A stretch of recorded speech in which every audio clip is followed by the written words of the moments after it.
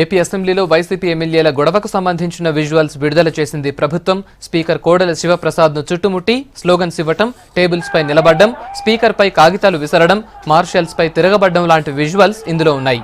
వీటిని సభా హక్కుల సంఘానికి పంపించబోతున్నారు.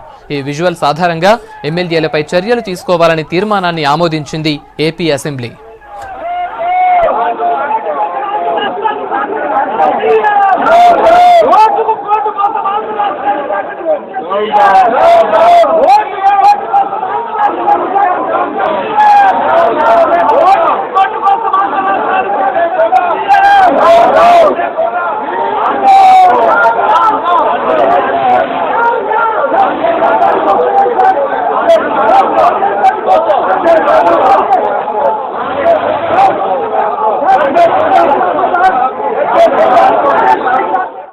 శాసనసభ 3 రోజుల వర్షాకాల సమావేశాలని ప్రధాన ప్రతిపక్ష పార్టీ వైఎస్ఆర్సీపీ అనాలోచిత అవివేక చర్యల వల్ల పూర్తిగా నిష్ప్రయోజనం చేసుకున్నాం.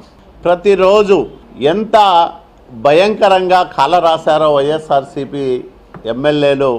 మహిళా ఉద్యోగులకు సభాపతి స్థానానికే గౌరవం లేకోకుండా, రక్షణ లేకోకుండా శాసనసభను నిర్వహించుకోవాల్సిన పరిస్థితి ఆంధ్రప్రదేశ్ శాసనసభలో ఈ వర్షాకాల సమావేశాల్లో వైఎస్ఆర్సీపీ సభ్యులు కల్పించారనే విషయాన్ని మీకు మనవి చేస్తూ ఉన్నాం.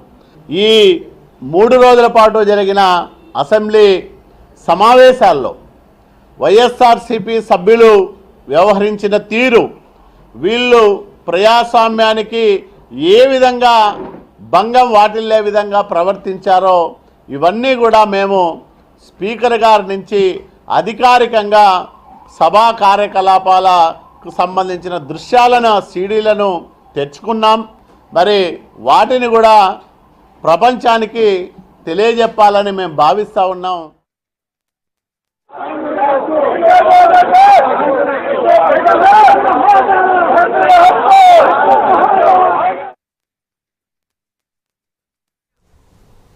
మరోవైపు టీడీపీ నేతలకు కౌంటర్ ఇచ్చింది వైసీపీ. అసెంబ్లీలో టీడీపీ నేతలే తమ నేతల్ని తిట్టారన్నారు YCP MLA Kotamreddy Sridhar Reddy.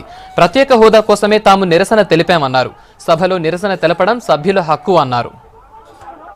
Photo release చేశారు నాకే తెలియదు, కానీ మా పరిస్థితి అసెంబ్లీలో ఏ విధంగా తయారైందంటే, తొడ గట్టిగా గిచ్చి, అంటే తొడ బెల్లం తొడ గట్టిగా గిచ్చుతారు. గిచ్చిన తర్వాత ఆ నిప్పి తట్టుకోలేక మేము నడుస్తాం, అద్దు అరిశారు అని చెప్పని. వాళ్ళు తొడగిచ్చేదేమో ఎవరికి కనపడదు, మేము అరిసేది మాత్రం అందరూ కనపడతా ఉంటాం. ఈ రోజు అండి ఇదే కాలువ శ్రీనివాసులు గారు, ఇదే బోండా ఉమామేశ్వరరావు, ఇదే అచ్చెన్నాయుడు గారు, ఈ మంత్రులు ఎంత దుర్భాషలాడారండి అసెంబ్లీలో.